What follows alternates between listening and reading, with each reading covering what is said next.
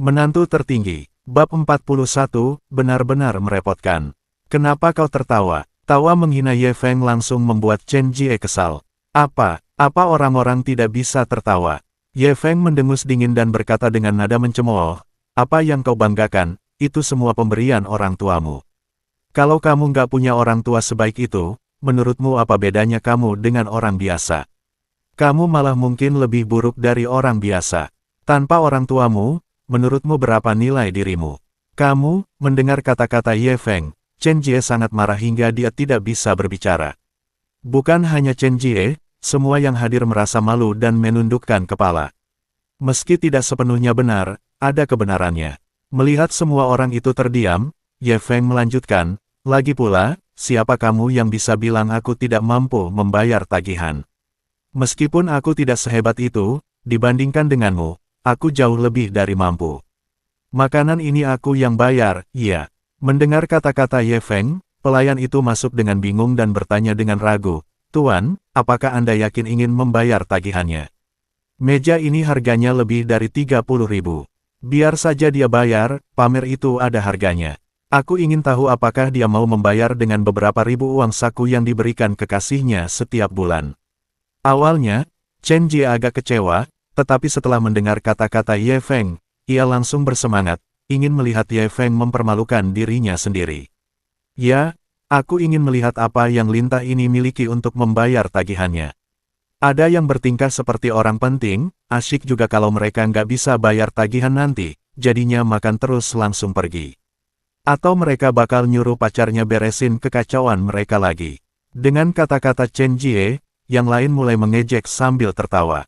Haha, Ye Feng tertawa dingin. Jika sebelumnya, Ye Feng mungkin tidak punya uang untuk membayar. Tapi sekarang, apakah Ye Feng kekurangan uang?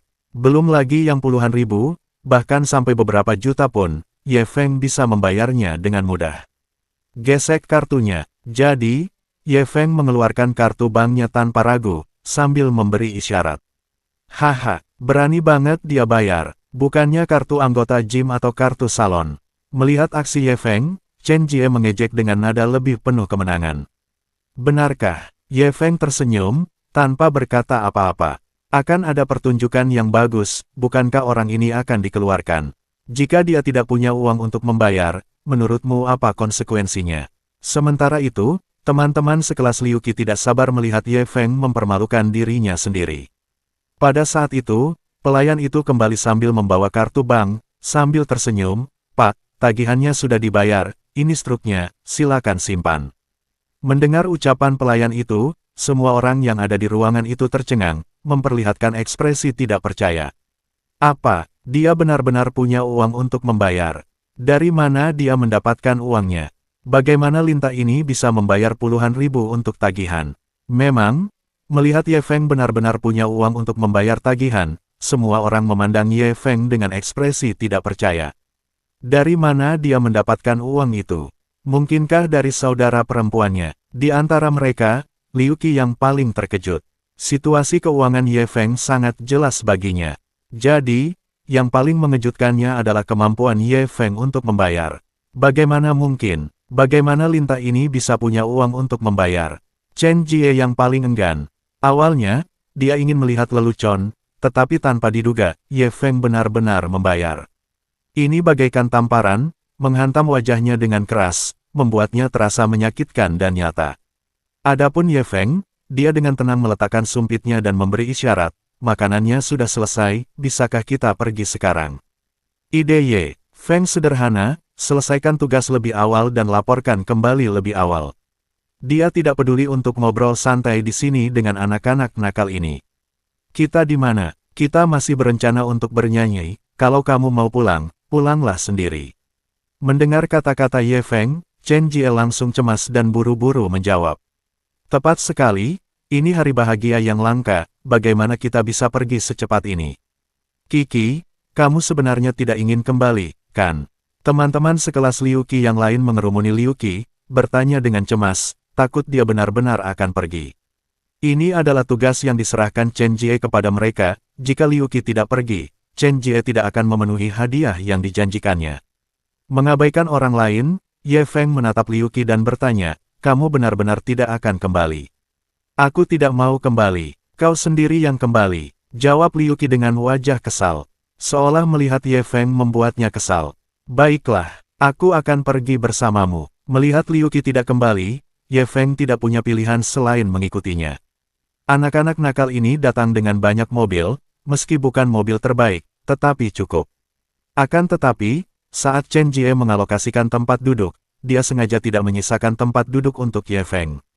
Sebaliknya, dia menatap Ye Feng dengan tatapan meminta maaf dan berkata, "Maaf, tempatnya tidak cukup, mengapa kamu tidak kembali dulu? Ada tempat di sana, kan? Aku akan masuk saja." Namun, Ye Feng mengabaikan kata-katanya dan masuk bersama Liu Qi ke dalam mobil, yang hanya ada Liu Qi di dalamnya. Awalnya, Chen Jie berencana untuk duduk di sana, tetapi tiba-tiba, Ye Feng mengambil tempat duduk, membuatnya menghentakkan kakinya karena marah. Tak berdaya, dia hanya bisa duduk di kursi penumpang. Melihat Ye Feng bertingkah seperti, Liu Qi mencibir dengan nada menghina, "Apa kau bisa punya harga diri?" "Tepat sekali, aku belum pernah melihat seperti itu," timpal Chen Jie. Ye Feng tertawa dingin, lalu menegur Chen Jie dengan marah, "Kau punya harga diri. Ini pertemuanmu, dan aku yang bayar, jadi siapa yang sebenarnya tidak tahu malu?" Kamu, meski tidak mau, Chen Jie tahu dia tidak bisa mengalahkan Ye Feng dan memilih untuk menutup mulutnya dengan bijak. Memang berkali-kali ia berdebat dengan Ye Feng, tetapi tak sekalipun ia memperoleh keuntungan. Tak lama kemudian, sekelompok orang tiba di legendari KTV. Ini adalah salah satu KTV paling mewah di kota Jiangcheng, sangat luar biasa. Juga, dikatakan bahwa pemilik di sini memiliki pendukung yang kuat, orang biasa tidak akan berani memprovokasi. Saat rombongan itu hendak masuk, seorang pria berjas melewati mereka. Melihat ekspresi Liu Qi, dia langsung tertegun dan kesulitan menggerakkan kakinya. Melihat Liu Qi dan yang lainnya ingin pergi, dia langsung merasa cemas, melangkah maju untuk menghentikan Liu Qi, dan bertanya sambil tersenyum, "Nona, bisakah kita berteman?" Tidak tertarik, Liu Qi menggelengkan kepalanya, tidak ingin memperhatikannya. "Jangan buru-buru menolak, aku yakin kau akan setuju." Pria itu tertawa arogan. "Siapa kau?" Dia bilang tidak tertarik padamu, dan kau masih saja mengganggunya tanpa malu. Kau pikir kau masih punya harga diri. Chen Jie adalah orang pertama yang melompat keluar, melayangkan pukulan. Dengan satu pukulan, langsung mengenai wajah pria itu. Setelah dipukul, lelaki itu berkata dengan wajah muram, "Bagus, bagus sekali, berani memukulku, tamatlah riwayatmu." Dengan kata-katanya, sekelompok orang berpakaian hitam mengepung mereka dari belakang. Bab 42, bertarung tidak ada gunanya. Pukul dia keras-keras. Dengan munculnya orang-orang berpakaian hitam, pria yang dipukuli itu menjadi semakin sombong dan berteriak dengan marah. Di tengah omongannya yang marah, orang-orang berpakaian hitam ini bersiap untuk mengambil tindakan. Melihat kejadian itu, semua pejalan kaki tercengang dan mulai berbisik-bisik satu sama lain. "Astaga, siapa orang ini? Berani bikin onar di legendari KTV. Apa dia mau mati?" Sebelumnya, seorang generasi kedua yang kaya membuat onar di legendari KTV, dipukuli, dan mengancam akan membalas dendam. "Coba tebak apa yang terjadi?" Dengan kata-katanya, yang lain bertanya dengan rasa ingin tahu, apa yang terjadi. Orang itu dibawa oleh ayahnya, yang meminta maaf secara langsung, tetapi malah dipukuli lagi, hampir kehilangan kakinya. Astaga, apa pemilik legendari KTV sehebat itu? Mendengar ini, semua orang menjadi pucat, menyadari bahwa legendari KTV jelas bukan tempat yang bisa diajak main-main. Pada saat yang sama, seseorang dengan ekspresi agak khawatir mengingatkan, "Pelankan suaramu, ini Huduo, tamu terhormat pemilik KTV legendaris." Awalnya mereka agak meremehkannya, tetapi setelah mendengar namanya, mereka tiba-tiba sadar. Astaga, apa dia benar-benar Huduo? Konon latar belakangnya sangat kuat, bahkan pemilik legendari KTV pun harus berhati-hati. Benar juga, kan? Terakhir kali dia naksir pelayan di legendari KTV dan memaksakan diri, pemilik KTV itu bahkan tidak berani kentut. Ini akan menjadi menarik. Kelompok idiot ini berani menyinggung Huduo. Mereka pasti ingin mati. Mendengar diskusi ini, Chen Jie menyadari keberadaan macam apa yang telah disinggungnya, dan menjadi pucat karena ketakutan. Kalau dia tahu lawannya seganas ini, dia tidak akan berani bertindak meski diberi nyali. Namun sekarang, sudah terlambat untuk menyesal. Oleh karena itu, dia buru-buru memasang ekspresi menjilat, melaporkan nama ayahnya, dan memohon, Tuan Muda Hu, ini salah paham, ayah saya adalah Chen Su, bisakah Anda menunjukkan belas kasihan? Astaga, Hu Duo mencibir, lalu meludah dengan nada menghina, siapa Chen Su? Coba tanya ayahmu, apa aku memberinya muka? Beraninya dia menerimanya, sekalipun ayahmu datang ke sini, dia akan diperlakukan seperti anjing karena belas kasihanku. Beranikah kau meminta muka padaku? Apa? Mendengar kata-kata Hu Duo, dahi Chen Jie bercucuran keringat dingin, menyadari bahwa ia telah menyebabkan bencana yang bahkan mungkin memengaruhi keluarganya. Ambil tindakan. Adapun Hu Duo, dia mendengus dingin dan memberi perintah. Tuan Muda Hu, kami tidak terlibat dengan mereka, kami tidak mengenal mereka. Tuan Muda Hu, ampuni kami. Kami tidak bersalah. Tolong biarkan kami pergi. Melihat situasi makin memburuk, teman-teman sekelas Liu Qi semua berlutut untuk memohon belas kasihan, dengan cepat mengkhianati Liu Qi dan Chen Jie. Haha, menarik. Melihat adegan ini, Hu Duo langsung tertawa, penuh kebanggaan. Maafkan kami, Tuan Muda Hu, maafkan aku. Aku bingung, tolong maafkan aku kali ini. Pada saat ini, Chen Jie juga berlutut, memohon. Terlebih lagi, sambil berlutut, Chen Jie menamparkan dirinya sendiri dengan keras. Pukul, pukul, pukul. Di bawah pimpinan Chen Jie, teman-teman sekelas Liu Qi yang tak punya nyali mulai menamparkan diri mereka sendiri, yang langsung menimbulkan gelombang suara tamparan. Melihat kejadian ini, Liu Qi sangat kecewa. Ia tidak menyangka teman-teman sekelasnya begitu pengecut dan tidak berintegritas. Tuan Muda Hu, apakah Anda menginginkannya? Katakan saja, dan saya akan membantu Anda membawanya ke kamar Anda. Tuan Muda Hu, akulah yang terbaik dalam hal ini. Aku punya barang-barang bagus di sini yang pasti akan membuatnya rela menjadi wanitamu. Untuk bertahan hidup, orang-orang ini bahkan ingin mengincar Liu Qi, mencoba membantu Hu Duo mendapatkannya, sehingga mereka dapat menyenangkan Hu Duo.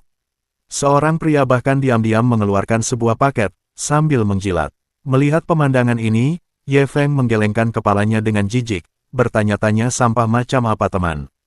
Sekelas Liu Qi, dia bukan orang yang bisa diandalkan di antara mereka. Kau, bagaimana kau bisa melakukan ini? Liu Qi marah besar, wajahnya berubah. Hebat, siapapun yang punya teman sepertimu benar-benar sial, tapi aku suka. Sedangkan Hu Duo bertepuk tangan dengan gembira.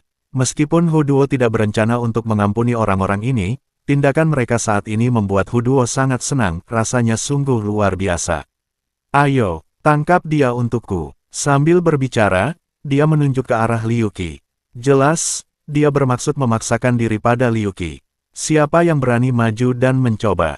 Pada saat ini, Ye Feng mendengus dingin, memperingatkan dengan keras. Oh, ada orang yang benar-benar tidak takut mati. Melihat Ye Feng berani bertindak, Hu Duo terkekeh gembira dan memberi isyarat, tangkap dia, bunuh dia. Dengan kata-katanya, orang-orang berpakaian hitam di sekitarnya menyeringai kejam dan segera mendekat. Melihat kejadian ini, Chen Jie merasa sangat puas, dan tak sabar menantikan kematian Ye Feng. Bagus, biarkan dia menggagalkan rencanaku, mati saja.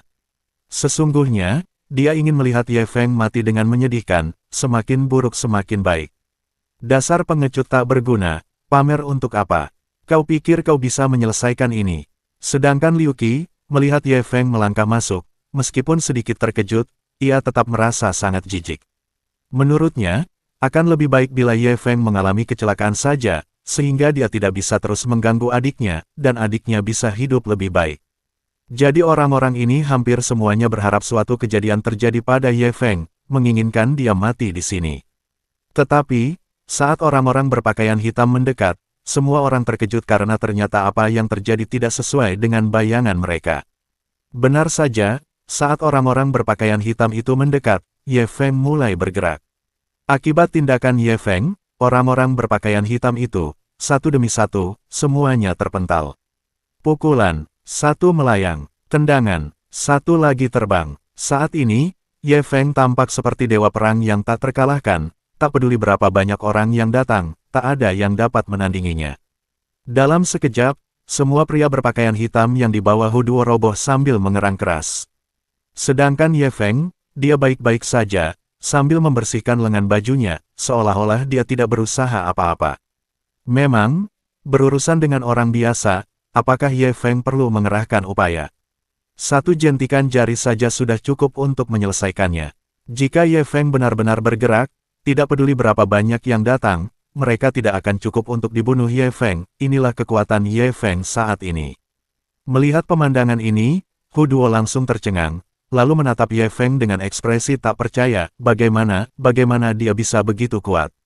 Begitu jago bertarung, dia sekuat ini, bukankah dia pecundang? Liu Qi juga tak percaya, terpana oleh kekuatan Ye Feng yang luar biasa. Bisakah dia bertarung seperti ini?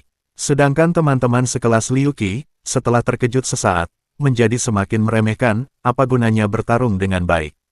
Di dunia ini, orang-orang dengan kekuatan sejati tanpa sadar bisa mempermainkanmu sampai mati. Sekarang akan ada pertunjukan yang bagus, si idiot ini akan tamat. Menurut mereka, dalam menghadapi kekuatan absolut, apa gunanya bertarung? Bukankah dia akan mati dengan menyedihkan? Bab 43 bagaimana ini mungkin? Ada apa? Tiba-tiba, seorang pria parubaya keluar bersama sekelompok orang, mengerutkan kening dengan ekspresi tidak senang. Melihat lelaki parubaya itu, Hu Duo tampaknya telah menemukan penyelamat dan dengan bersemangat menuju ke arahnya.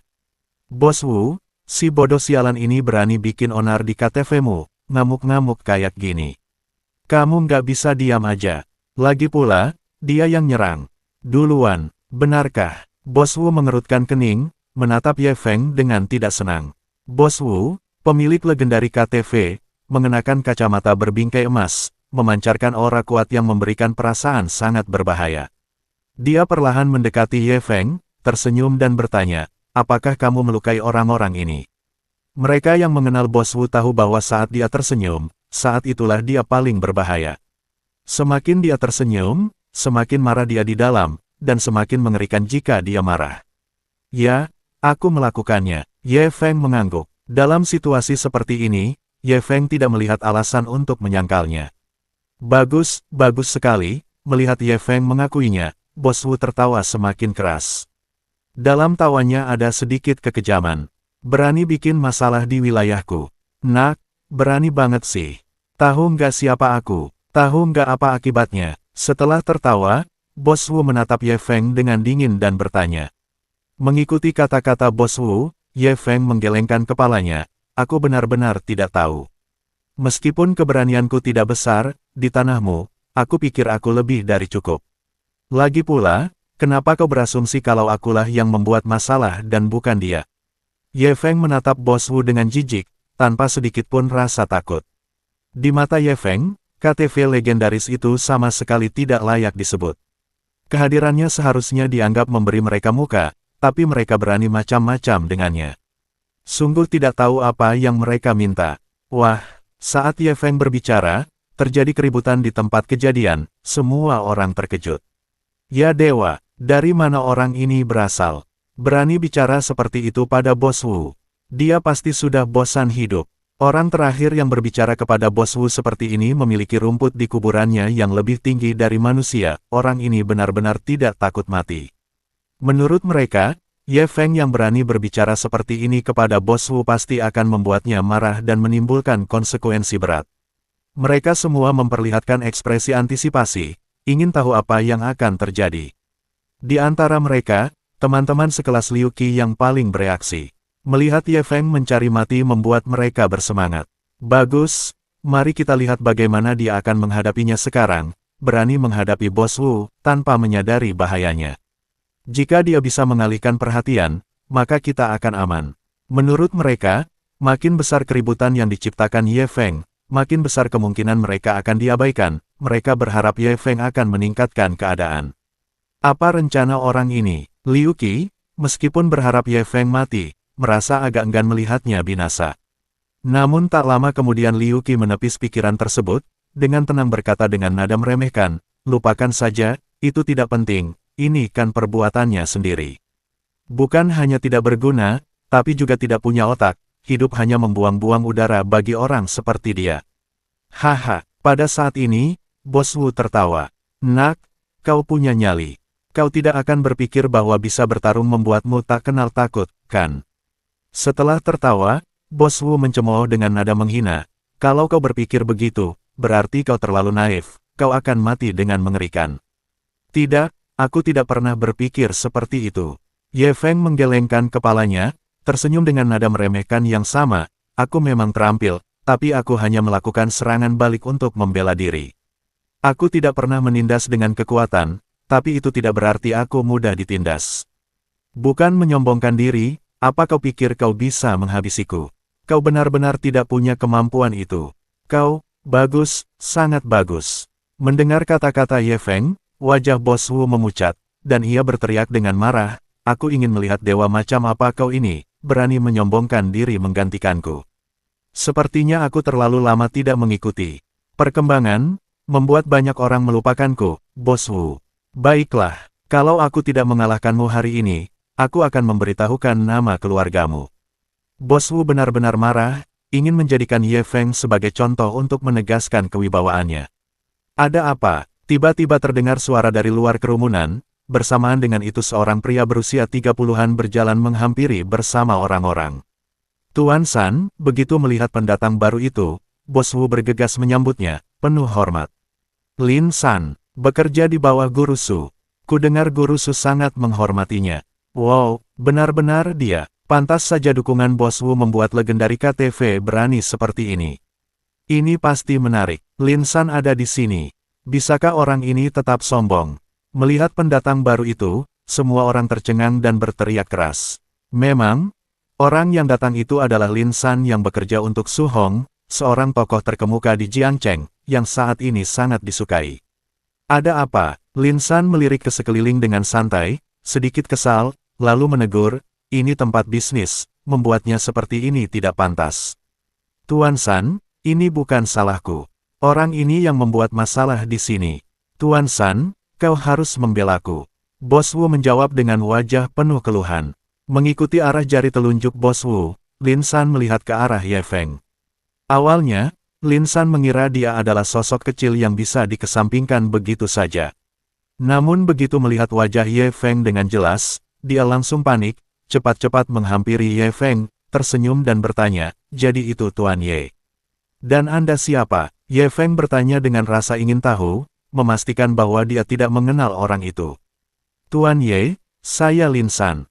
Meskipun Anda tidak mengenal saya pasti mengenal Anda. Mendengar kata-kata Ye Feng, Lin San sama sekali tidak merasa tidak senang, malah ia menjadi semakin hormat. Melihat pemandangan ini, semua orang tercengang. Ada apa ini? Lin San mengenalnya, dan begitu hormat. Siapa sebenarnya orang ini? Mampu membuat Lin San tunduk dan mengikis. Wow, ini makin menarik, orang ini benar-benar punya nyali, pantas saja dia tidak takut. Tidak seorang pun menyangka Ye Feng benar-benar tidak takut pada Bos Wu, apa yang dikatakannya sebelumnya memang benar, dan memang ada hubungan ini dengan Lin San. Mustahil, orang ini kenal Lin San. Ini tidak mungkin. Teman-teman sekelas Liu Qi, yang awalnya ingin melihat Ye Feng goyah, tidak bisa menerima kenyataan ini, sama sekali tidak mau mempercayainya. Bahkan Liu Qi pun tampak kosong, ada apa? Dia hanya seorang kepala rumah tangga, bagaimana mungkin dia kenal Lin San? Hal ini membuat Liu Qi tidak dapat tenang kembali untuk waktu yang lama. Lin San mungkin tidak terlalu kuat, tetapi Lin San di dunia bawah Jiangcheng sangat tangguh, hanya saja orang-orang di sana tidak dikenal publik. Bahkan keluarga Liu pun tidak berani menyinggungnya.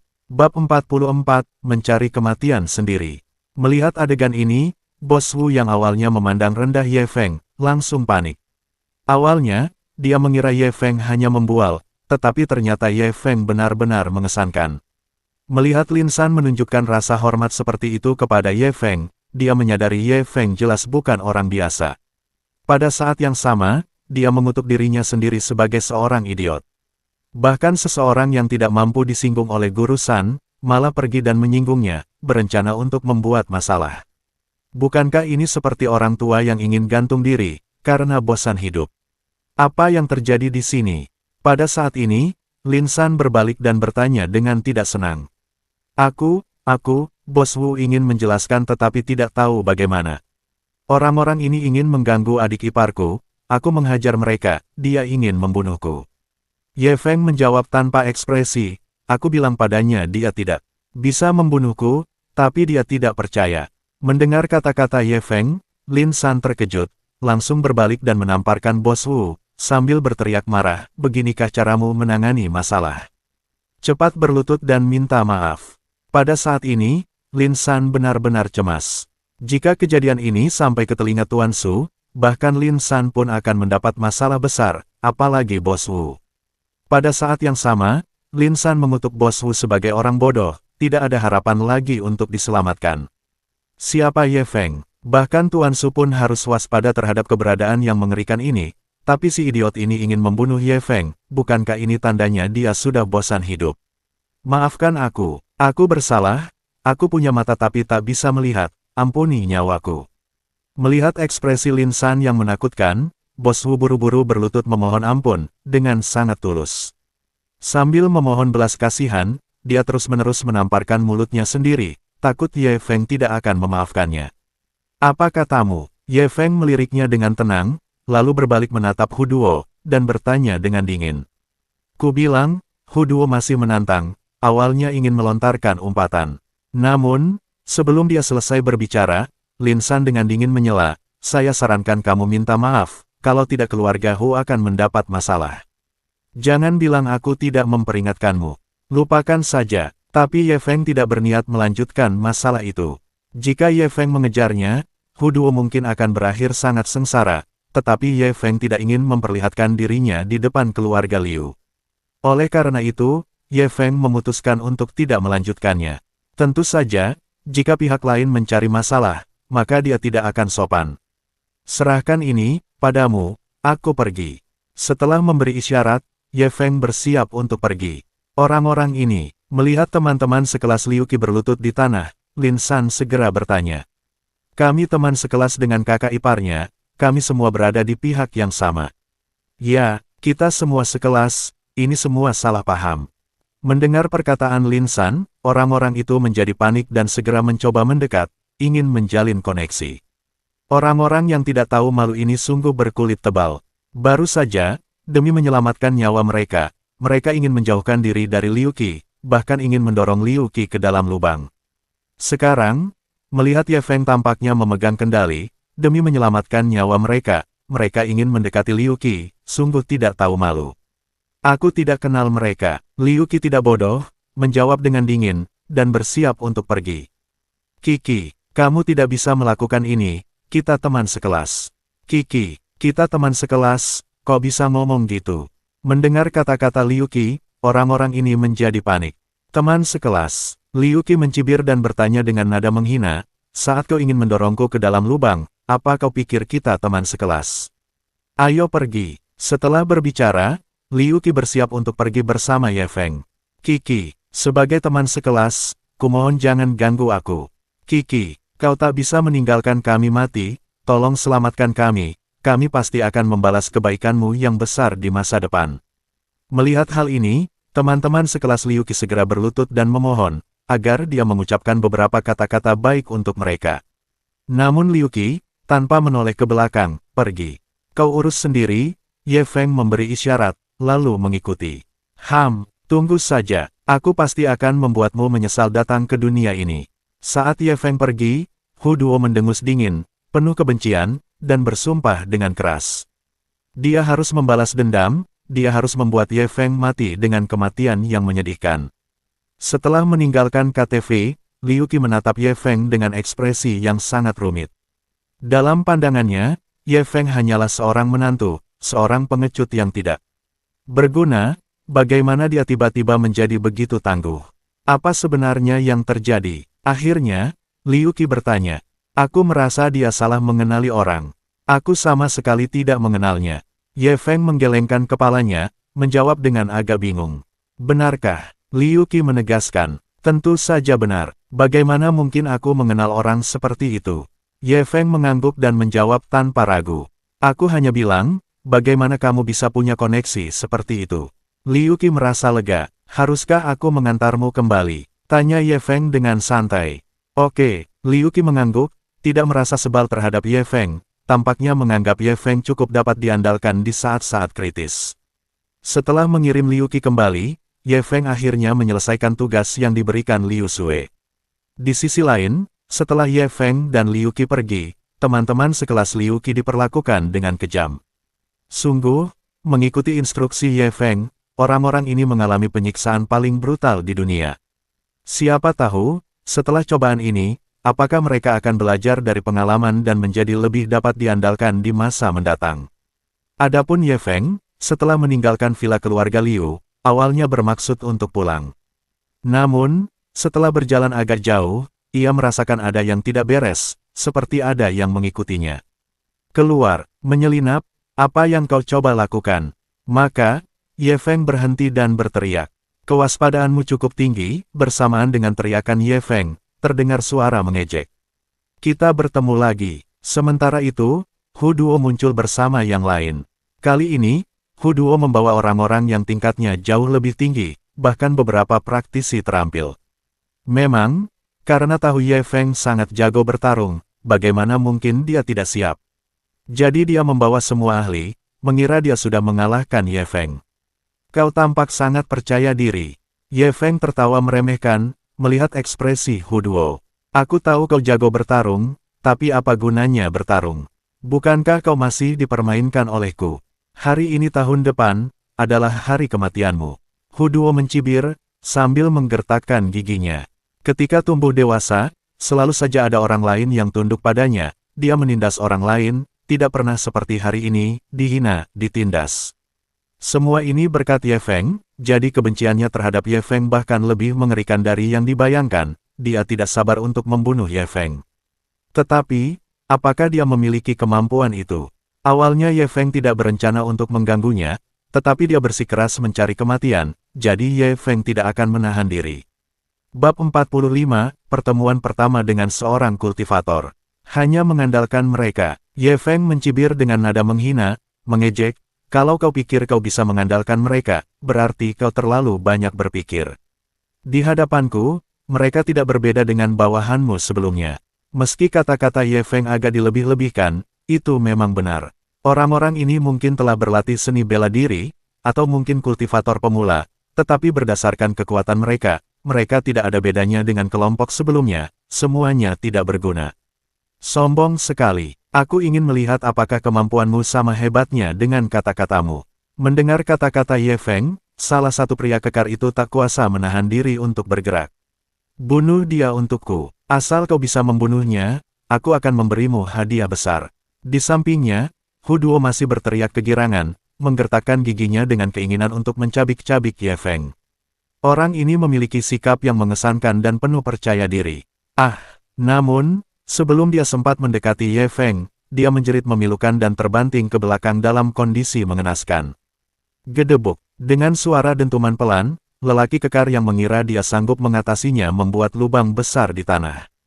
Menatap Ye Feng dengan tatapan kosong, tidak mampu memahami apa yang telah terjadi. Dia bahkan tidak melihat bagaimana Ye Feng melakukan gerakannya, dan sudah dikalahkan tanpa mengetahui bagaimana itu terjadi. Orang ini, gerakannya sangat cepat, kekuatannya sangat besar. Dia orang yang tangguh, saya khawatir kita bukan tandingannya. Bagaimana kita bisa bertarung sekarang? Sepertinya kita bahkan bukan tandingannya dalam satu gerakan. Melihat kehebatan Ye Feng, semua yang dibawa oleh Hu Duo tercengang, sangat terintimidasi oleh Ye Feng. Bagaimana ini mungkin? Di antara mereka, Hu Duo adalah yang paling terkejut. Awalnya, dia mengira Ye Feng hanya menggertak dan berbohong. Tetapi melihat kepiawaian Ye Feng, dia tahu betul bahwa Ye Feng tidak berbohong, Ye Feng memang sangat kuat. Jadi, ketika melihat Ye Feng lagi, mata Hu Duo dipenuhi rasa takut. Kalian semua serang dia bersama-sama dan bunuh dia. Meskipun takut, Hu Duo memerintahkan dengan keras. Atas perintah Hu Duo, semua orang ini melancarkan aksinya. Seperti yang diduga, mayoritas orang-orang ini hanyalah praktisi seni bela diri. Meskipun keterampilan mereka jauh melampaui orang biasa, di mata Ye Feng, mereka tidak berbeda dari orang biasa. Dengan level ini, lebih baik kau berguling pulang. Dengan seringai menghina Ye Feng, dia meninju salah satu dari mereka hingga terpental. Dia menamparkan lagi satu kali untuk membuatnya terpental lagi. Dengan setiap pukulan yang dilayangkan Ye Feng, orang-orang yang mengelilinginya, seakan-akan sudah membicarakannya, semuanya terpental, jatuh ke tanah, memegangi perut mereka dengan penuh kesakitan, dan meratap dengan keras. Haha, tak ada satupun yang bisa bertarung. Lalu, Ye Feng menggelengkan kepalanya dengan nada menghina, mengejek. Apakah orang ini iblis? Bagaimana dia bisa sekuat itu? Melihat kemampuan Ye Feng mengalahkan semua orang yang dibawanya begitu cepat, seluruh tubuh Hu Duo gemetar seolah-olah dia telah melihat iblis. Kau masih tidak percaya? Iya. Bagaimana kalau sekarang? Ye Feng meliriknya dengan jijik dan terus berjalan ke arahnya. Jangan dekat-dekat denganku, dasar iblis, menjauhlah. Saat Ye Feng mendekat, Hu Duo berteriak ketakutan, terus mundur. Tanpa mengetahui apakah dia terlalu gugup atau apa, selama mundur, dia benar-benar terjatuh ke tanah, mendarat di punggungnya. Bahkan setelah terjatuh, orang ini tidak menyerah, cepat-cepat mundur dengan posisi merangkak, benar-benar ketakutan oleh Ye Feng. Lari, kita lihat kemana kau bisa lari. Ye Feng tertawa menggoda, terus maju. Aku mohon, aku buta, tolong ampuni aku. Aku tidak akan berani memprovokasimu lagi. Melihat sikap Ye Feng yang tampaknya tidak berniat melepaskannya, Hu Duo langsung berlutut memohon ampun. Mengampunimu, Ye Feng mendengus dingin lalu berkata dengan nada menghina, sebelumnya, aku berniat mengampunimu, tapi kau tak memanfaatkan kesempatan itu. Kau sendiri yang menanggung akibatnya, apa kau bisa menyalahkanku? Lagi pula, bukankah kau cukup sombong? Bukankah kau bilang hari ini di tahun depan adalah hari kematianku? Kenapa kau takut sekarang? Melihat Hu Duo yang benar-benar kalah di hadapannya, Ye Feng dipenuhi dengan penghinaan. Orang-orang seperti itu hanya menindas yang lemah dan takut pada yang kuat, sama sekali tidak berharga. Jangan sombong. Pada saat ini, terdengar raungan marah. Bersamaan dengan itu, seorang lelaki tua berpakaian biru muncul di hadapan mereka berdua, dengan cepat berlari ke arah Ye Feng, dengan kecepatan luar biasa. Seorang kultivator, melihat tetua itu, Ye Feng agak terkejut dan buru-buru menghalanginya. Gedebuk, dengan suara teredam ringan, keduanya mundur. Ye Feng mundur 5 langkah, sedangkan yang lebih tua mundur 3 langkah, dan yang lebih tua tampaknya berada di atas angin. Namun Ye Feng, sama sekali tidak mempermasalahkannya. Sebelumnya, dia tidak menggunakan kekuatan penuhnya, dan itu adalah serangan diam-diam, jadi dia menderita kerugian kecil. Namun, melihat keadaan tetua itu, Ye Feng tampak agak bingung. Dilihat dari tingkatan alam tetua itu, dia tampaknya telah mencapai tingkat kedua kultivasi Qi. Namun, menariknya, sistem kultivasi tetua itu tampaknya sangat berbeda dari Ye Feng, sangat ketinggalan zaman. Jadi, baik kekuatan Qi sejati maupun efektivitasnya, keduanya jauh lebih rendah dibandingkan Ye Feng. Mungkinkah ini seorang kultivator palsu? Dengan keraguan seperti itu, Ye Feng mengamati lawannya. Pada saat yang sama, lawannya juga mengamati Ye Feng, mengangguk memuji, lumayan, masih sangat muda namun memiliki kekuatan seorang seniman bela diri puncak, masa depan yang menjanjikan menanti. Kemudian, nada suara tetua itu berubah dengan sedikit penyesalan, namun sayangnya, kau bertemu denganku. Nada suaranya menunjukkan bahwa dia yakin akan mengalahkan Ye Feng, dengan sikap yang arogan. Paman Nan, kau datang tepat waktu. Dia ingin membunuhku, singkirkan dia untukku.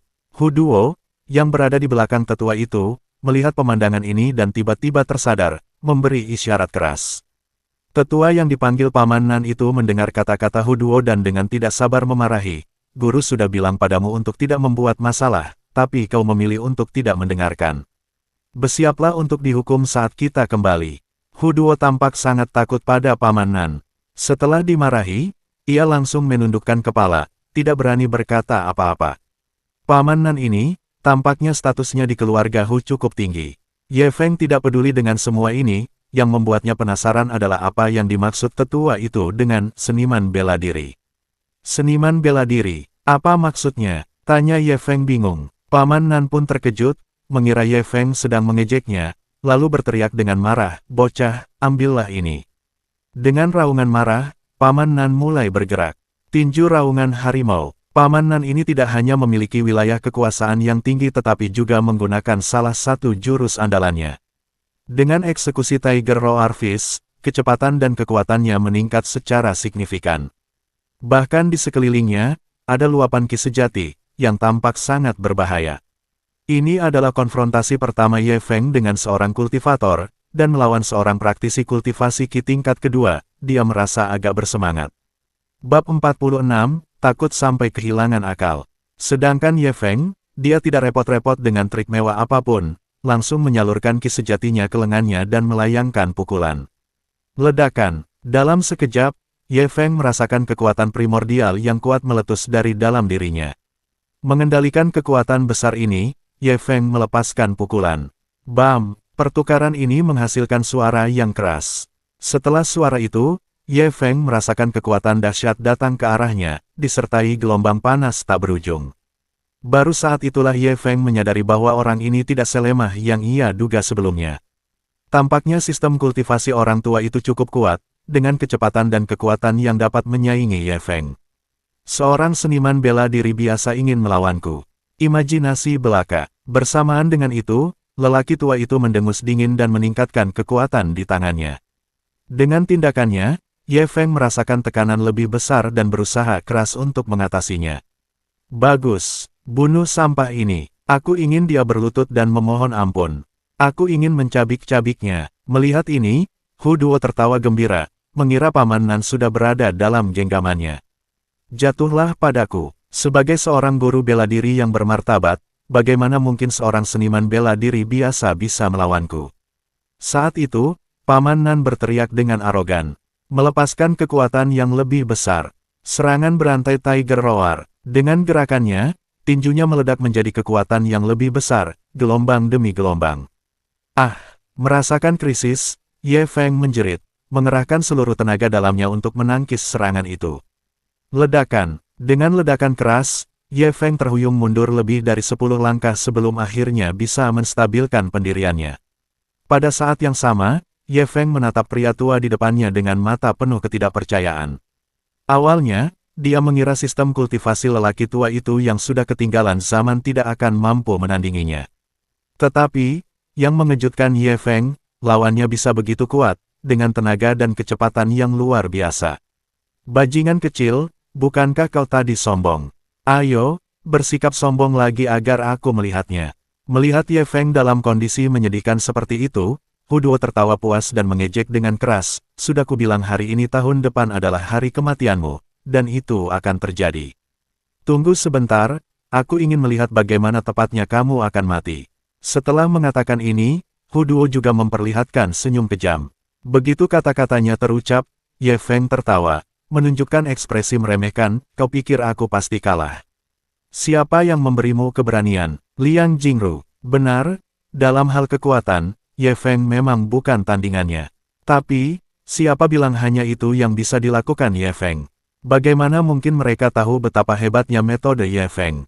Persetan denganmu, masih bicara keras seperti ini. Baiklah, aku ingin melihat berapa lama kau bisa bertahan, aku akan membuatmu berlutut di hadapanku dan mengemis seperti anjing. Mendengar kata-kata Ye Feng dan melihat ekspresinya, Hu Duo langsung marah. Bukan hanya Hu Duo, bahkan Paman Nan pun menatap Ye Feng dengan tidak senang, lalu mencibir dingin, kamu tidak buruk, tapi seorang seniman bela diri biasa berani menyombongkan diri di depan seorang guru bela diri sepertiku. Sudahlah. Akan kutunjukkan seberapa besar jarak di antara kita. Dia merasa dipermalukan oleh Ye Feng, seorang seniman bela diri belaka. Oh ya, kalau begitu silakan coba. Ye Feng tertawa meremehkan. Melihat senyum meremehkan Ye Feng, lelaki tua itu menjadi semakin marah, meningkatkan kekuatan di tangannya dan menambah kecepatan. Pisau angin. Pada saat ini, Ye Feng tiba-tiba melepaskan pedang angin. Dengan gerakan Ye Feng, pedang angin yang tak terlihat dengan cepat menyerang orang tua itu. Pedang angin, tak kasat mata dan tak berjejak, menyerang dengan misterius dan tak terduga, membuatnya sulit untuk dilawan. Akan tetapi, lelaki tua itu, yang telah bertempur dalam banyak pertempuran, memiliki kepekaan yang tajam terhadap bahaya. Tidak bagus. Saat pedang angin mendekat, lelaki tua itu berteriak diam-diam, berusaha sekuat tenaga menghindari pedang angin. Akan tetapi, pedang angin itu sangat cepat, meskipun dia berusaha sekuat tenaga untuk menghindarinya, pedang angin itu tetap mengenai bahunya, mengirisnya hingga terbuka. Ah! Merasakan nyeri di bahunya, lelaki tua itu menjerit dan cepat-cepat menutupi lukanya. Ini, apa ini? Melihat dirinya terluka oleh Qi sejati yang tak terlihat, lelaki tua itu menatap Ye Feng dengan ekspresi tak percaya, sangat terkejut di dalam hatinya. Setelah tertegun sejenak, lelaki tua itu menatap Ye Feng dengan ketakutan, lalu berseru, apakah ini proyeksi Ki sejati? Apakah kau bukan seorang seniman bela diri, melainkan seorang penguasa bela diri? Tidak, mustahil, bagaimana mungkin ada seorang martial lord yang masih muda? Setelah mencapai kesimpulan ini, lelaki tua itu dikejutkan oleh Ye Feng, wajahnya penuh ketidakpercayaan. Awalnya, di usianya yang sudah mencapai tingkat master bela diri, dia pikir dirinya luar biasa. Tetapi, melihat Ye Feng, yang sudah menjadi tuan bela diri di usia yang begitu muda, dia segera merasa bahwa pencapaian kultivasinya selama hidupnya tidak berarti apa-apa. Oleh karena itu, dia tidak dapat mempercayai fakta ini. Namun, jika bukan martial lord, bagaimana mungkin seseorang memproyeksikan ki sejati untuk menyakiti orang lain? Itulah ciri khas seorang martial lord. Menyadari bahwa Ye Feng adalah seorang martial lord, lelaki tua itu buru-buru berlutut di tanah, gemetar, dan memohon belas kasihan, tolong ampuni aku, martial lord, aku telah buta terhadap kebesaranmu dan telah sangat menyinggungmu. Asalkan kau mengampuni nyawaku, aku akan melakukan apa saja. Orang ini, sungguh tidak peduli dengan harga diri apapun hanya untuk menyelamatkan hidupnya. Izinkan saya bertanya, apa itu seniman bela diri? Bagaimana dengan penguasa bela diri? Mendengar istilah penguasa bela diri dari mulut lelaki tua itu, Ye Feng semakin bingung dan bertanya cepat. Orang tua itu menatap Ye Feng dengan aneh dan buru-buru menjelaskan kepadanya. Ternyata sistem kultivasi di bumi berbeda dengan Ye Feng. Sistem budidaya di bumi relatif terbelakang, tetapi juga memiliki beberapa tingkatan. Di antara mereka, pendatang baru disebut seniman bela diri, dibagi menjadi tingkat junior, menengah, mahir, dan puncak. Di atas seniman bela diri terdapat master bela diri, yang juga dibagi menjadi 4 tingkatan. Seniman bela diri dan master bela diri tergolong dalam ranah yang berfokus pada penyempurnaan otot dan tubuh, membawa tubuh, pembuluh darah, otot, tulang, kekuatan, dan kecepatan ke batas maksimalnya, yang termasuk dalam tahap awal kultivasi.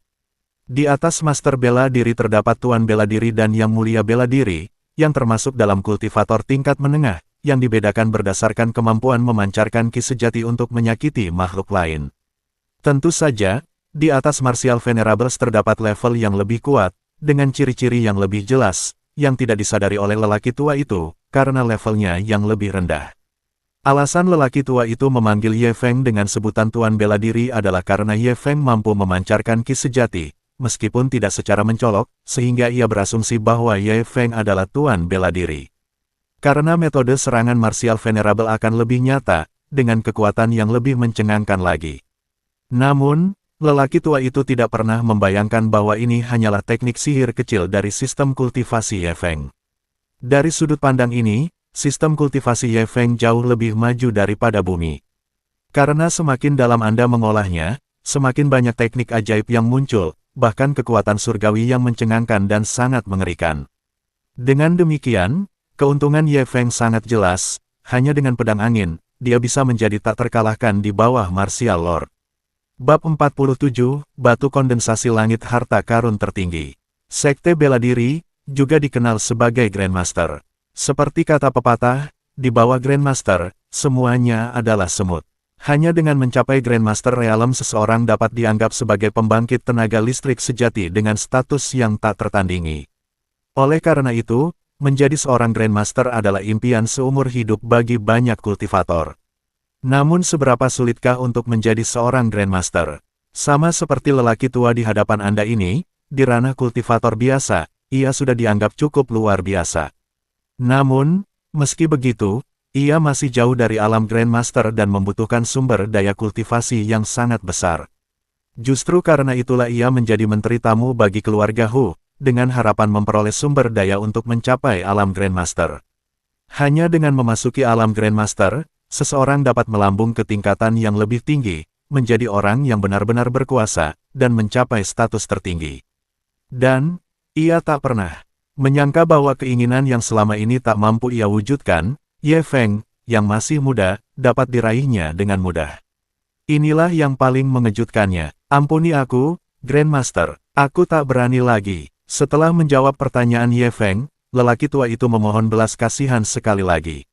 Karena dia tahu betul, seorang Grandmaster tidak boleh tersinggung. Mengingat tindakannya baru-baru ini, bahkan mati 10.000 kali pun tidak akan berlebihan. Kamu mungkin hidup, tapi itu tergantung pada apa yang kamu tawarkan. Ye Feng tersenyum. Tidak mungkin dia akan membiarkan orang ini lolos begitu saja, dia harus mendapatkan sesuatu dari sini. Ye Feng tidak percaya bahwa seorang kultivator setinggi dia tidak memiliki beberapa barang berharga. Aku sudah.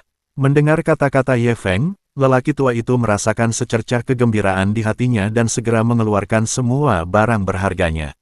Ini adalah barang-barang berharga yang telah dikumpulkannya dalam waktu lama, hampir seluruh kekayaannya. Ginseng liar 100 tahun, teratai salju surgawi 100 tahun, reishi 200 tahun. Melihat apa yang dikeluarkan pria itu, mata Ye Feng berbinar. Sesungguhnya, benda-benda ini sendiri tidak hanya merupakan sumber daya budidaya yang sangat baik tetapi juga sangat terawat dengan baik. Jika dilelang, harganya pasti akan selangit. Tidak heran orang ini membawanya, jika dia kehilangannya, dia mungkin akan marah besar. Tentu saja, orang tua itu juga sangat enggan sekarang, karena ini dimaksudkan untuk terobosannya dan sekarang diserahkan kepada Ye Feng. Dengan ketiga harta ini, ditambah beberapa bahan obat, Ye Feng dapat menyeduh cairan obat untuk membantunya menerobos ke lapisan kedua kultivasi Qi. Saat itu, mantra dan kekuatan super yang dapat digunakannya akan lebih banyak, dan kekuatannya akan menjadi lebih hebat lagi. Bahkan jika ia menghadapi petarung hebat sekelas Grandmaster, ia masih bisa memberikan perlawanan. Setelah dengan gembira mengumpulkan ketiga harta karun ini, Ye Feng bertanya sambil mencoba, apakah ada yang lain? Ini, aku tidak yakin apakah kau menginginkannya. Mendengar kata-kata Ye Feng, lelaki tua itu dengan ragu mengeluarkan sebuah batu. Barang ini, yang diperolehnya secara kebetulan, membuatnya tidak yakin apakah itu harta karun. Ini, awalnya, Ye Feng tidak menginginkan banyak hal, tetapi saat melihat batu itu, dia sangat gembira. Berikan padaku. Ye Feng pun menerimanya dengan tidak sabar dan memeriksanya dengan saksama. Setelah pemeriksaan menyeluruh, Ye Feng mengangguk mengiyakan, memang, batu kondensasi langit, meskipun kualitasnya rendah, tetap saja bagus. Memang, itu adalah batu kondensasi langit, bahan penting untuk membuat harta karun penyimpanan. Tentu saja, batu kondensasi langit tersedia dalam berbagai tingkatan, dan yang satu ini paling tinggi dapat dijadikan cincin penyimpanan junior tingkat pertama. Cincin penyimpanan seperti itu, dengan ruang berukuran panjang, tinggi, dan lebar 2 meter, juga cukup untuk Ye Feng saat ini. Baiklah, kau boleh pergi. Setelah mendapatkan batu kondensasi langit, Ye Feng melambaikan tangannya sebagai tanda. Terima kasih, Grandmaster. Mendengar kata-kata Ye Feng, lelaki tua itu sangat gembira dan dengan penuh rasa terima kasih berbalik untuk pergi. Pada saat yang sama, dia tidak punya niat untuk kembali ke keluarga Hu. Menurutnya, jika keluarga Hu telah menyinggung sosok yang begitu menakutkan, mereka pasti tidak akan mampu bertahan. Setelah berhadapan dengan lelaki tua itu, Ye Feng sambil tersenyum mengejek, perlahan mendekati Hu Duo. Apa yang kau inginkan? Apa yang ingin kau lakukan? Jangan mendekat. Melihat Ye Feng semakin mendekat, Hu Duo ketakutan dan mulai menangis. Melihat betapa tangguhnya Ye Feng, bahkan Paman Nan takut padanya, membuat Hu Duo tentu saja sangat ketakutan. Bukankah kau bilang ingin membunuhku tadi? Bukankah kau sangat sombong sebelumnya? Ye Feng tersenyum, bertanya dengan nada meremehkan. Kumohon, aku benar-benar tak berani lagi. Tolong ampuni aku, oke. Aku akan melakukan apapun yang kau katakan. Hu Duo benar-benar ketakutan, langsung berlutut memohon belas kasihan.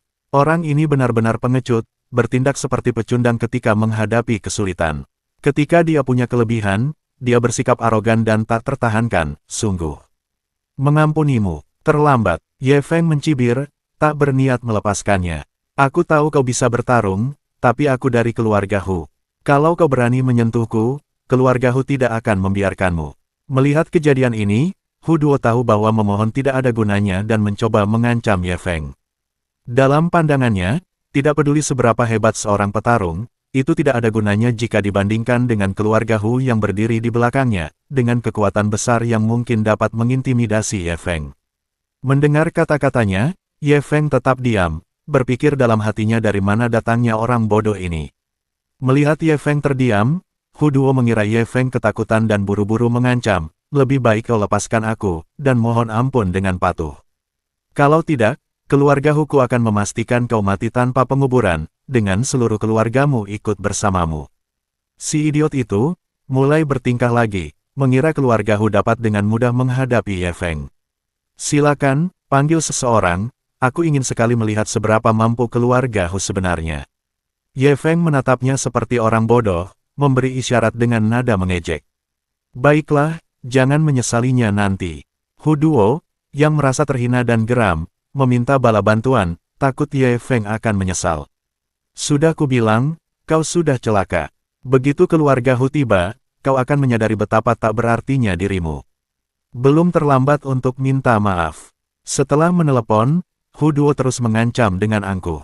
Memang, dengan panggilan dari Hu Duo, para petinggi keluarga Hu langsung marah, dan patriark keluarga Hu saat ini memanggil semua eselon atas. Semua orang, yang sekarang hanyalah orang biasa, mengandalkan kemampuan bertarungnya, berani menantang martabat keluarga Huku. Apa saranmu? Setelah semua anggota tinggi berkumpul, patriark keluarga Hu bertanya dengan dingin. Apa, hal seperti itu, kita harus membuatnya membayar harga yang mahal. Dengan cara apapun, pastikan dia tidak memiliki tanah pemakaman, demi membangkitkan kembali prestise keluarga Hu kita. Dalam sekejap, semua anggota keluarga Hu yang berpangkat tinggi menjadi marah. Dengan demikian, satu persatu tokoh terkemuka keluarga Hu dipanggil, bergegas menuju lokasi Ye Feng dan Hu Duo. Keluarga Hu di Jiangcheng dianggap cukup tangguh, dan orang-orang ini adalah tokoh terkenal di Jiangcheng. Pada saat ini, dengan kemarahan keluarga Hu, para elit Jiangcheng ini berkumpul, bertekad untuk membuat Ye Feng membayar harga yang menyakitkan, untuk mempertahankan martabat keluarga Hu. Justru karena inilah Hu Duo begitu percaya diri dan mengira dia telah menguasai Ye Feng dengan erat. Bab 48, apakah wajahmu sakit karena ditampar? Melihat keributan besar yang terjadi pada keluarga Hu, banyak orang di Jiangcheng menjadi khawatir. Sial, apa yang sedang direncanakan keluarga Hu? Cepat! Sesuatu yang besar pasti terjadi, ayo kita ikuti dan lihat. Dengan niat menonton drama tersebut, banyak sekali orang yang mengikuti di belakang iring-iringan keluarga Hu, menuju ke tempat Ye Feng dan Hu Duo berada. Dalam waktu singkat, semakin banyak orang berkumpul, dan konvoi menjadi semakin besar. Melihat banyaknya orang, jumlah penonton pun bertambah, ingin melihat apa yang sedang terjadi. Terlebih lagi, konvoi itu sangat mewah, hampir semua. Mobil bernilai lebih dari 1 juta, dan bahkan beberapa mobil super bernilai puluhan juta, berbaris dengan megah. Sialan, di sisi lain, Hu Duo yang menunggu dengan sabar langsung terkejut melihat konvoi besar itu. Mengikuti seruannya, Ye Feng juga melirik dengan bingung. Melihat begitu banyak mobil mendekat, Ye Feng agak bingung. Apakah keluarga Hu punya pengaruh sebesar itu? Begitu banyak mobil mewah yang datang. Memang kalau ditengok sekilas, tak tampak ujungnya, jumlah mobilnya banyak sekali. Adapun Hu Duo, dia sangat bersemangat dan berteriak dengan penuh semangat, haha. Lihat, keluarga Hu kita sudah membawa begitu banyak orang, apa kau masih ingin melawan kami? Apa kau tidak lelah hidup? Pada saat ini, Hu Duo tidak bisa lebih bangga lagi, merasa bahwa menjadi bagian dari keluarga Hu adalah sesuatu yang patut dibanggakan. Di tengah ekspresi arogan Hu Duo, selusin mobil pertama berhenti di depannya. Adapun mobil-mobil lainnya, mereka tetap menjauh, dengan orang-orang turun dan menonton dari kejauhan. Apa yang terjadi? Melihat pemandangan ini, Hu Duo agak tercengang. Dia sebelumnya membual tentang betapa kuatnya keluarga Hu. Tapi hasilnya, segalanya tampak tidak seperti yang dibayangkannya, dan orang-orang ini sepertinya tidak dipanggil oleh keluarga Hu. Di mana Paman Nan? Apa dia tidak melindungimu? Setelah turun dari mobil, kepala keluarga Hu menghampiri Hu Duo dan bertanya dengan agak bingung. Kepala keluarga Hu, bernama Hu Bo, adalah ayah biologis Hu Duo, oleh karena itu ia mengatur agar Paman Nan melindungi Hu Duo setiap saat. Namun dia tidak menyangka Paman Nan tidak ada di sana, yang hampir menyebabkan putranya kehilangan nyawanya, yang membuatnya agak tidak senang. Paman Nan sudah pergi, jawab Hu Duo, lalu menatap orang-orang di kejauhan dan bertanya dengan bingung, Ayah, ada apa dengan orang-orang di sana? Bukankah mereka dari keluarga Hu kita? Entahlah, aku juga bingung dengan apa yang dilakukan orang-orang ini. Hubo menggelengkan kepalanya, lalu menatap Ye Feng dengan dingin. Kau ingin menentang keluarga Huku, tahukah kau akibatnya jika menentang kami? Oh, Ye Feng terkekeh aneh, mengejek dengan nada mengejek, membual. Keluarga Hu nomor 1, tak ada yang berani jadi nomor 2. Keluarga Humu mengesankan, ya. Maaf, aku belum pernah mendengarnya, dan aku tidak peduli. Apa itu keluarga Hu? Pada saat yang sama, Ye Feng menoleh dan menatap Hu Duo dengan jijik. Bukankah kau bilang mereka semua dari keluarga Humu? Bukankah kau bilang keluarga Humu hebat? Kenapa hanya ada orang-orang pecundang ini? Mendengar kata-kata Ye Feng, wajah Hu Duo langsung berubah gelap. Kesombongan dan keangkuhan sebelumnya lenyap seketika. Dia juga tidak menyangka tamparan di wajahnya akan datang secepat itu. Detik itu dia pamer, dan detik berikutnya, kenyataan menamparkan wajahnya dengan keras, dan itu sangat menyakitkan. Sementara Ye Feng dan keluarga Hu saling berhadapan, para penonton tampak agak kecewa. Kupikir sesuatu yang besar telah terjadi, hanya orang ini yang menyinggung keluarga Hu dan membuat mereka mengerahkan kekuatan yang begitu besar. Orang ini benar-benar berani menentang keluarga Hu. Sepertinya dia akan hancur. Lihat, petinggi keluarga Hu ada di sini, semuanya tokoh penting di Jiangcheng. Menyinggung mereka bukanlah pertanda baik. Tidak ada ketegangan, perjalanan yang sia-sia. Di mata mereka, kesenjangan antara Ye Feng dan keluarga Hu bagaikan langit dan bumi, hanya saja tidak berada pada level keberadaan yang sama. Jadi, di mata mereka, Ye Feng pada dasarnya sedang menuju kehancurannya, tidak ada yang berbeda. Wah, kau memang hebat. Di sisi lain, mengikuti kata-kata Ye Feng, Hubo merasa gelis sekaligus marah, menggelengkan kepalanya. Dengan tindakannya, para pria kekar yang dibawa keluarga Hu masing-masing mengambil tongkat, mengepung Ye Feng, wajah mereka dipenuhi senyum mengejek. Dengan lengan dan kaki kurusnya itu, apa dia bisa menahan pukulanku? Salah satu dari mereka bahkan berkomentar dengan nada meremehkan dan memelas.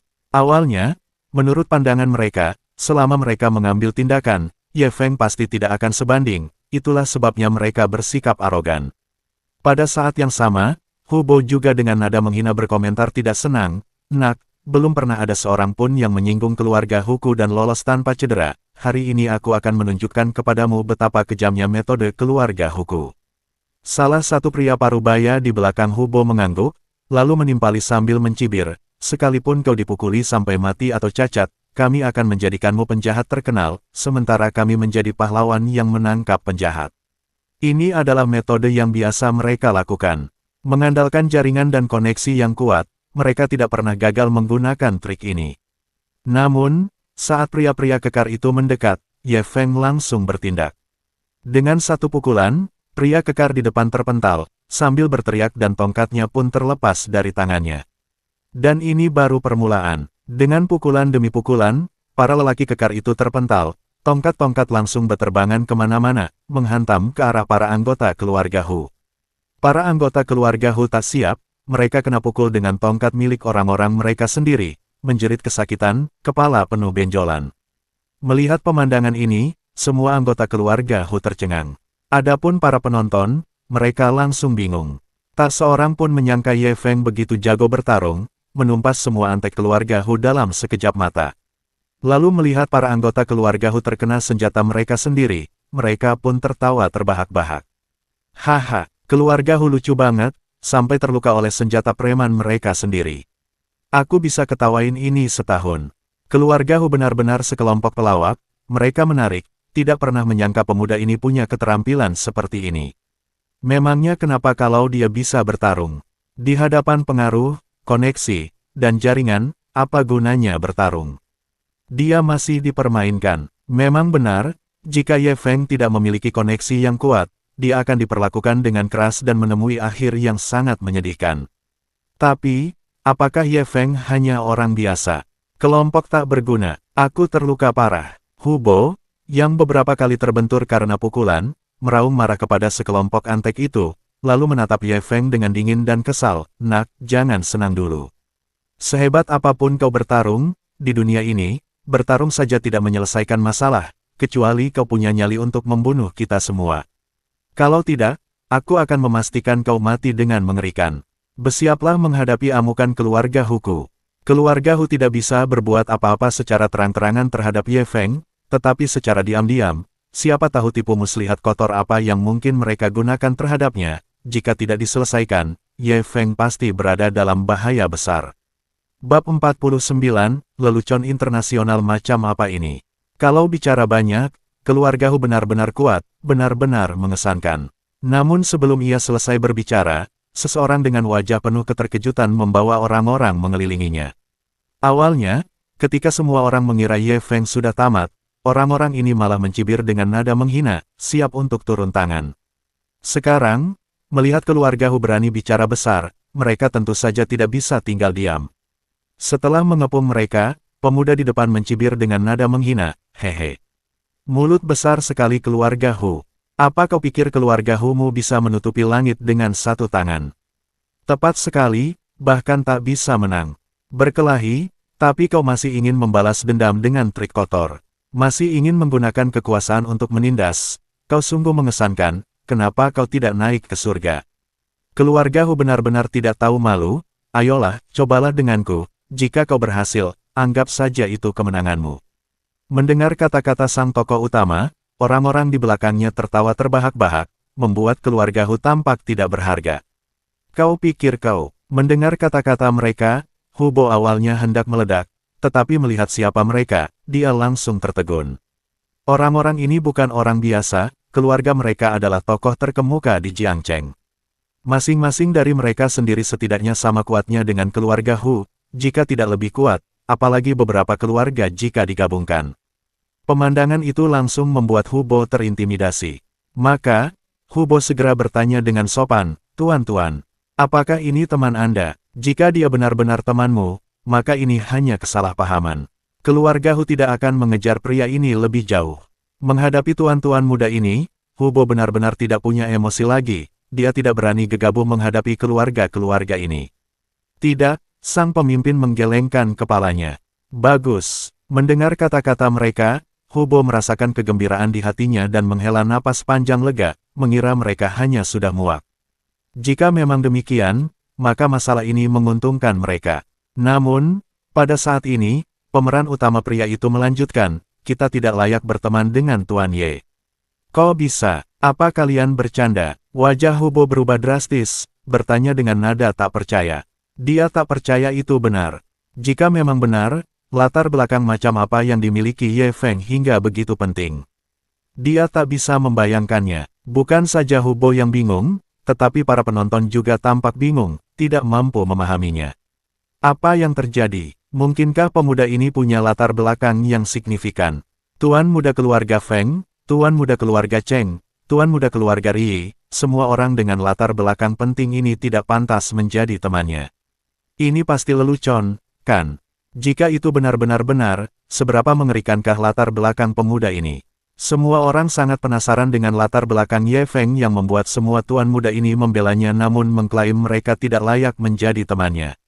Orang-orang ini tidak mempercayainya, tetapi para pemuda yang melangkah maju sangat jelas tentang kesenjangan antara mereka dan Ye Feng. Memang, Ye Feng adalah sosok menakutkan yang berteman dengan Sukun, beraninya mereka mengaku sebagai teman Ye Feng. Jadi, ketika mereka mendengar kata-kata Hu Bo, mereka segera mengerutkan kening dan menjawab dengan sangat serius, "Apakah kami terlihat sedang bercanda?" "Apa-apaan ini?" Mendengar kata-kata mereka, Hu Duo tercengang. Dia tidak pernah menyangka bahwa seseorang yang dia singgung dengan santai bisa memiliki latar belakang yang begitu mengerikan. Bukan hanya Hu Duo yang terkejut, tetapi seluruh keluarga Hu juga terkejut, bertanya-tanya apa sebenarnya latar belakang Ye Feng. Tentu saja, Hu Bo masih tidak mempercayainya dan merasa mereka pasti bercanda. Setelah hening sejenak, Hu Bo meraung, "Memangnya dia siapa? Kalian cuma menipu diri sendiri, pikir kalian bisa menakutiku. Aku sampaikan kata-kataku di sini hari ini, siapapun yang datang hari ini, tak seorang pun bisa menyelamatkannya, begitulah yang kukatakan." Omong kosong. Pada saat ini, terdengar teriakan marah. Dengan raungan ini, Sukun muncul di hadapan semua orang bersama orang-orangnya. "Tuan Muda Su, mengapa dia ada di sini?" "Sialan, salah satu dari 4 besar Jiangcheng, Tuan Muda Su. Nggak ngangka ketemu dia di sini. Apakah Tuan Muda Su ada di sini untuk menyaksikan kesenangan itu?" Begitu Sukun muncul, suasana langsung menjadi gaduh, dan semua orang berseru. Tuan muda Su dari keluarga Su. Hubo yang tadinya sombong, tiba-tiba ketakutan saat melihat Sukun yang sekujur tubuhnya gemetar. Terlebih lagi, di belakang Sukun berdiri sosok yang bahkan lebih tangguh, putri kecil Su Zixi dari keluarga Su. Itu belum semuanya, bagian yang paling menakutkan adalah di belakang mereka berdua berdiri tokoh paling terkemuka di Jiangcheng, Master Su, Su Hong. Sungguh, setelah menerima berita itu, Sukun sangat marah dan bersumpah untuk memberi pelajaran pada keluarga Hu. Secara kebetulan, Penatua Su juga hadir. Setelah mendengar Ye Feng diganggu, Penatua Su tidak ragu-ragu dan memerintahkan Su Hong untuk mengambil tindakan karena marah. Dari sudut pandang Su Tong, berani menindas Ye Feng sama saja dengan mencari kematian, tidakkah mereka tahu bahwa Ye Feng adalah adik laki-lakinya? Hal ini menghasilkan tontonan yang demikian hebat. Tuan Su, melihat Tuan Su, Hubo sangat ketakutan hingga ia terjatuh ke tanah. Su Hong dan yang lainnya perlahan mendekati Hubo, sementara Sukun berkata dengan dingin, mereka tidak salah, mereka tidak pantas berteman dengan saudaraku. Ini saudaraku, saudara Sukun. Apa, dia saudara Sukun? Pantas saja, ini akan menarik. Keluarga Hu berani menindas saudara Sukun, membuat Tuan Su khawatir, keluarga Hu pasti akan hancur. Haha, keluarga Hu benar-benar kena masalah kali ini. Mendengar kata-kata Sukun, semua penonton tercengang. Awalnya mereka mengira orang-orang itu berbohong, tetapi ternyata benar, bahwa Ye Feng memang memiliki latar belakang yang signifikan, dan mengerikan. Akibatnya, semua orang menunjukkan ekspresi ingin melihat pertunjukan yang bagus dan ingin tahu bagaimana nasib keluarga Hu. Namun, setelah mendengar perkataan Sukun, Su Hong langsung menendang Sukun sambil mengumpat dan memaki, kakakmu. Apa yang kau pikirkan? Seharusnya kau memanggilnya kakek, mengerti? Memang, Su Hong pernah memanggil Ye Feng dengan sebutan paman, dan orang ini, Sukun, berani memanggil Ye Feng dengan sebutan saudaranya sebelum Su Hong. Bukankah itu memanfaatkan Su Hong? Bisakah Su Hong menoleransi ini? Ayah, Sukun mengusap pantatnya dan menatap Su Hong dengan tatapan memelas setelah ditendang. Melihat pemandangan ini, semua orang terkejut dan memperlihatkan ekspresi tidak percaya. Apa, Sukun harus memanggilnya kakek? Semua orang di keluarga Hu, termasuk Hubo, benar-benar tercengang. Di sisi lain, Hu Duo begitu ketakutan hingga ia mengompol, seluruh tubuhnya gemetar. Apa aku baru saja menyinggung kakek Tuan Muda Su? Apa aku babi? Pada saat ini, Hu Duo amat menyesali perbuatannya, berharap ia bisa menamparkan dirinya sendiri beberapa kali. Bukan hanya keluarga Hu, tetapi orang lain yang menonton juga terkejut. Mereka hampir tidak bisa menerima bahwa Ye Feng adalah saudara laki-laki Sukun, tapi Ye Feng adalah kakek Sukun, apa-apaan itu? Apa mereka bercanda dalam skala global? Bab 50, mengabaikan adalah penghinaan paling kejam. Adapun Su Hong, meskipun agak enggan, dia masih memanggil, paman. Tak ada pilihan lain, itu perintah tegas dari Tetua Su. Jika Tetua Su tahu dia tidak menyapa Ye Feng, bukankah dia akan mengulitinya hidup-hidup? Ya ampun, Tuan Su memanggilnya paman. Keren banget, berlutut, tunduk pada bos, mengapa begitu kejam? Awalnya kukira orang ini perunggu, tapi ternyata dia raja di antara raja. 3 petinggi keluarga Su harus memanggilnya paman. Ini benar-benar menghancurkan pemahamanku. Dan dengan kata-kata Su Hong, semua orang terkejut, ketakutan dengan identitas Ye Feng yang mengerikan. Tak diragukan lagi, kisah-kisah tentang Ye Feng akan menyebar luas di Jiangcheng. Di Jiangcheng, Ye Feng niscaya akan menjadi terkenal dan dipuja oleh banyak orang.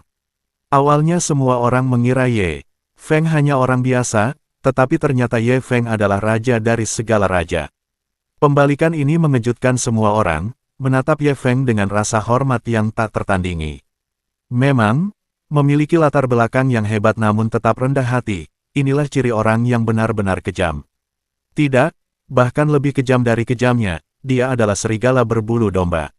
Semua orang terkejut, tetapi keluarga Hu tidak seberuntung itu. Mendengar panggilan, Paman, Su Hong, Hubo dan yang lainnya tak kuasa menahan diri untuk tidak bergidik, menatap Ye Feng dengan ekspresi penuh ketakutan. Mereka tidak dapat memahami mengapa, dengan latar belakang seperti itu, Ye Feng memilih untuk bersikap rendah hati. Kalau saja mereka tahu Ye Feng begitu hebat, bagaimana mungkin mereka berani menyinggung perasaannya, dan pasti akan memperlakukannya seperti dewa. Masalah ini tidak ada hubungannya dengan kami mohon Anda mengampuni kami. Ini semua keputusan Hubo dan putranya, sama sekali tidak ada hubungannya dengan kami. Katakan saja, dan kami akan membawa Hubo dan putranya kepadamu. Bos, ampuni kami benar-benar tidak bersalah. Duohu itu sampah karena berani menyinggungmu. Biar aku beri mereka pelajaran. Saat Hubo dan putranya ketakutan sampai mengompol, sementara Ye Feng tidak mengatakan sepatah kata pun, anggota keluarga Hu lainnya segera berlutut di hadapan Ye Feng, memohon dengan getir. Tanpa menunggu instruksi Ye Feng, mereka merenungkan cara menyiksa Duohu untuk meredakan amarah Ye Feng. Mereka sangat menyadari bahwa untuk menyelesaikan situasi ini, Ye Feng adalah fokus utama. Jika keluarga Hu ingin bertahan hidup, satu-satunya cara adalah meredakan amarah Ye Feng. Kau melihat anggota keluarga mereka sendiri ingin membunuh mereka. Hubo dan Hu Duo menjadi sangat marah, hampir mati karena marah. Meskipun mereka tahu mereka akan hancur. Memang, setelah menyinggung Ye Feng, serigala berbulu domba, mereka tahu mereka tidak akan menemui akhir yang baik. Akan tetapi, meski tahu bahwa mereka akan dikutuk dan dikhianati oleh kerabatnya, hati mereka masih dipenuhi rasa sakit. Terutama mengingat mereka biasanya memperlakukan orang-orang ini dengan baik. Dia tidak dapat membayangkan bahwa orang-orang ini akan mengkhianatinya, rasanya seperti membesarkan sekelompok serigala yang tidak tahu berterima kasih. Haha, inikah akibat ditinggalkan semua orang? Sungguh tragis. Duohu tidak pernah menyangka mereka akan mati di tangan keluarga mereka sendiri, bukan? Melihat kejadian ini, semua orang tertawa, menganggap Duohu sebagai bahan tertawaan. Tentu saja, tindakan keluarga Hu juga membuat mereka mendapat banyak hinaan. Untuk bertahan hidup, mereka mengabaikan kasih sayang keluarga, yang sungguh tidak berperasaan. Mulai saat ini, bahkan jika keluarga Hu selamat, mereka akan menjadi sasaran cemoohan dan penghinaan semua orang, ditertawakan seumur hidup. Kakak, melihat Ye Feng terdiam, Su Kun awalnya ingin memanggilnya kakak, tetapi melihat ekspresi marah Su Hong, ia pun menangis dan berteriak, "Paman, kakek, apa yang kau inginkan? Katakan sesuatu." Saat ini, Su Kun menyesal datang ke sini. Memanggil Ye Feng kakek adalah sesuatu yang benar-benar tak sanggup ia lakukan. Pada saat yang sama, dalam sekejap, semua orang memandang Ye Feng, dengan penuh harap mengantisipasi bagaimana dia akan menangani situasi tersebut. Pada titik ini, satu kata dari Ye Feng dapat menentukan nasib seluruh keluarga Hu. Sebenarnya, di bawah tatapan semua orang, Ye Feng akhirnya berbicara, "Sebenarnya, sejak awal, aku tidak berencana untuk merendahkan diri ke levelmu, tapi kau bersikeras untuk bertahan. Dan sejujurnya, dengan orang-orang sepertimu, aku sungguh tidak tertarik berdebat denganmu. Aku bahkan tidak berencana memberitahu keluarga Su. Karena, mereka sudah di sini, kita harus menyelesaikannya dengan benar. Kalau tidak, ini tidak akan masuk akal, kan?" Wow, mendengar kata-kata Ye Feng, terjadi keributan di tempat kejadian. Kalau orang lain yang mengatakan hal ini, mereka pasti mengira dia hanya membual, tapi kalau itu dikatakan Ye Feng, itu sepenuhnya masuk akal. Karena Ye Feng benar-benar memiliki kekuatan, mengabaikan lawan adalah bentuk penginjakan yang paling parah terhadap mereka, sama sekali tidak menganggap mereka sebagai manusia. Sangat mengesankan, sungguh mengesankan. Mendengar kata-kata Ye Feng, semua orang tak kuasa menahan diri untuk berseru kagum akan kehebatan Ye Feng. Adapun keluarga Hu, wajah mereka menjadi sangat jelek karena marah, namun mereka tidak berani mengungkapkannya. Perasaan terhina ini, perasaan diabaikan ini, bukanlah sesuatu yang dapat ditanggung semua orang. Beberapa orang dengan temperamen yang berapi-api, seperti Hu Duo, langsung berdiri, menunjuk ke arah Ye Feng, penuh emosi dan ingin mengumpat keras-keras. Tetapi, saat ia ingin mengatakan sesuatu, ia merasakan aliran darah ke kepalanya dan pingsan di tempat. Karakter yang begitu kecil, Ye Feng langsung mengabaikannya, menoleh ke Su Kun dan Su Hong, dan bertanya, "Menurut kalian apa yang harus dilakukan?" "Paman bisa memutuskan apapun yang menurutmu tepat, kami pasti akan mematuhinya," jawab Su Hong sambil tersenyum sedikit enggan. "Paman, apapun yang kau katakan akan terjadi," Su Kun menggertakkan giginya dan berkata dengan tegas. Adapun Su Zixi, menatap Ye Feng, wajahnya memerah dan dia benar-benar tidak sanggup mengatakannya. Namun, Su Zixi yang tersipu ini memang cantik dan menawan. Baiklah, Ye Feng tidak mempersulitnya dan siap untuk melanjutkan. Tidak mungkin, kenapa kamu tidak meneleponnya?